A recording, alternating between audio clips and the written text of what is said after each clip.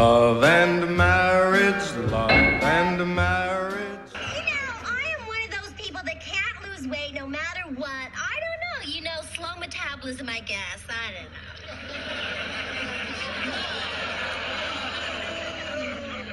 know. Mom, don't you see what this means? Love and marriage, love and marriage. Married with Children is a TV series which ran for 11 or 12 seasons and has never been off the air. You can watch it today on cable TV.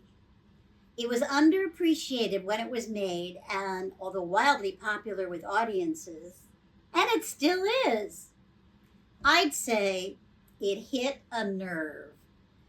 I played the wife of one of Al Bundy's buddies. I was thinking of what we do after dinner, you big turkey baster, you. We wives hung out together in the living room and talked trash about our husbands. Peggy, thank you so much for having us over to watch our husbands fall off the roof. I was in 3 episodes, along with Carol Ann Susie playing another wife. Oh, there's just something so sexy about a big oily man in a sparkly cape. And we hung out in LA and also in New York City. I was bi-coastal in those days. And Carol Ann went back and forth caring for her ailing mother, trying to get her into the actor's home in New Jersey, which, good news, ultimately did accept her. Then she died.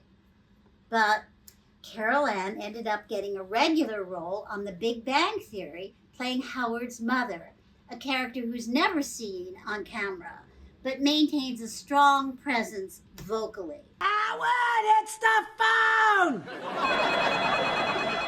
Which was just as well, as Carolyn had a weight problem, which escalated until the last time I saw her, she'd reached proportions similar to Jessie Norman, the opera singer, where the fat stops being round and they start to look sort of square, like boxes. But sadly, Carol Ann dumped me after she got the Big Bang role. In LA, actors with jobs generally discard their less working actor friends, since, from a business standpoint, it's best to hang around with people who can help you get even more work because they're working in bigger jobs than you have. I guess it's networking. So I was sorry to lose Carol Ann, but c'est la show business. Anyway, shooting Married with Children, we generally were in scenes with Katie Segal, who played Al's wife, and Ed O'Neill, who of course played Al, and not so much with the kids, whom I barely got to know. But Katie Segal was very generous and available, and Ed was positively friendly.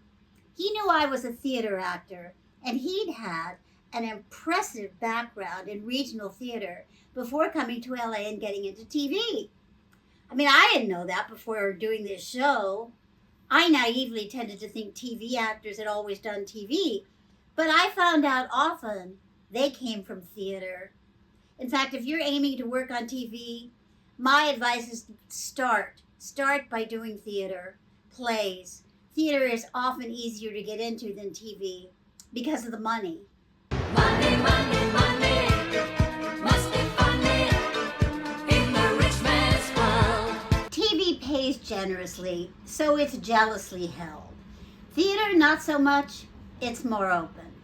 And acting in plays teaches you a lot about acting skills, working in an ensemble, focus, discipline. I mean, plays usually have 8 shows a week. Plus, it's more fun to act consecutively, starting at the beginning and going through to the end. This is often difficult, if not impossible, in film and TV. But fortunately, Married with Children was shot consecutively in front of a live audience. So it was similar to theater, except you always ended up going back to shoot pickups or rewrites, or when a piece of scenery fell on someone's head during the shot. Anyway, despite this being another job my agents didn't want me to take, they thought it was beneath me, I was happy to be on Married with Children, and I wish I'd done more of them. It's an American classic, but of course, who knew that at the time? I did think that the episodes I was in were very imaginative and clever. The one where the husbands decide to move up and live on the roof. Yeah, that's good.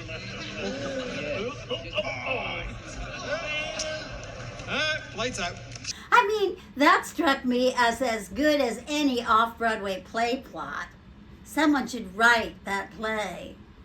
But the production end had a troubled reputation, and I believe, and you fact checkers out there can let me know if this is right, that the original creators and showrunners were fired, punished for their successful show.